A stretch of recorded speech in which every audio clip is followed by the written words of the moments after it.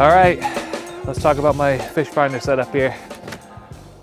All right, well, if you guys haven't been following along, this is my new Skidoo expedition that I just got for this season, 2023. It's the 900 Ace Turbo R. So it's a pretty sick sled. And as you can see, I've got it pretty well rigged up for some ice fishing. I've had videos on the box that we built back here to put my bait bucket and other stuff in. I added a few things, which I'll probably show you in another video what we got and how we use it.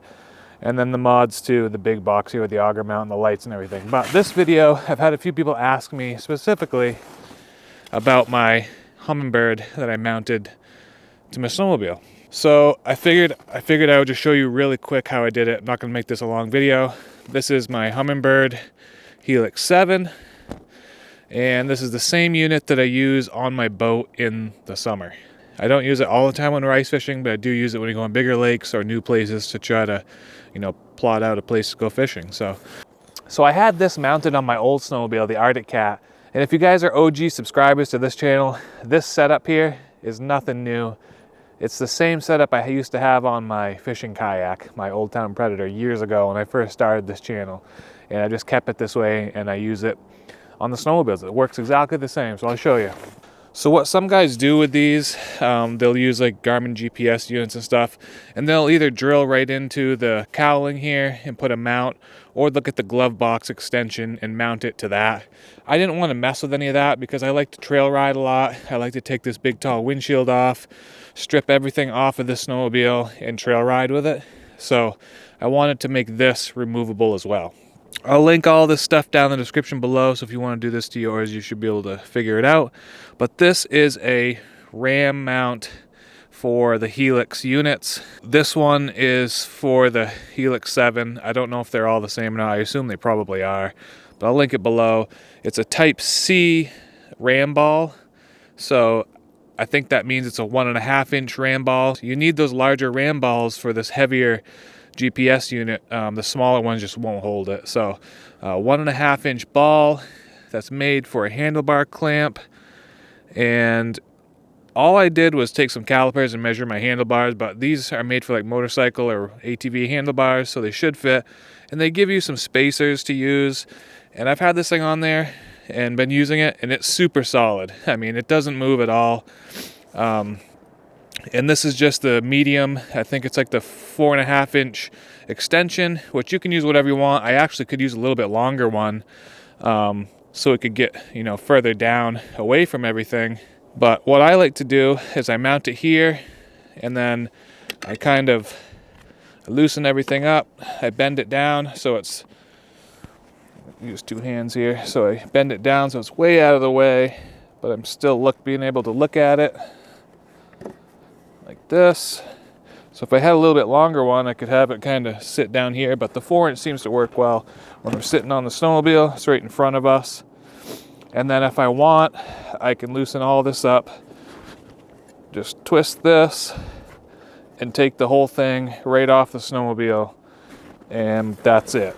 We can go trail riding. We don't have to worry about the thing bouncing around, getting beat up. And you can see how that mounts right to the Hummingbird mount. Super simple, real quick and easy, and you don't have to drill any holes on your snowmobile. This just mounts with some Allen screws that they give you. So if you ever want to take it off, you can just pop it right off, no problem. That's the best place I found to mount it. It's kind of limited here where you can actually mount that. So as far as the power goes, now this is the part that has stayed the same for my other snowmobile and for when I was kayak fishing. I basically just bought another power cord. I leave the one in my boat all hooked up to my battery, so I just bought another power cord. I'll leave it in the description below, and it actually all fits right in this glove box here for the Skidoo. I probably could shorten the cables up a little bit, but I use this Naqua Adventure Gear battery. I think it's a 10 amp hour, or maybe it's a 5 amp hour. I can't remember. I'm not sure if it says, but yeah, anyway, it's just a little battery pack, and I basically charge this once and I use it all winter. Now I don't use the GPS or the fish finder every time I go out, but I use it, you know, a handful of times a year. And this battery pack, I only charge it once and it lasts all season. So all you have to do is, this is the cable that comes out of your battery pack, just like that. And then I just spliced in my power cord for the flasher. I did put a little fuse, inline fuse in there. I don't even know if that's necessary, probably not.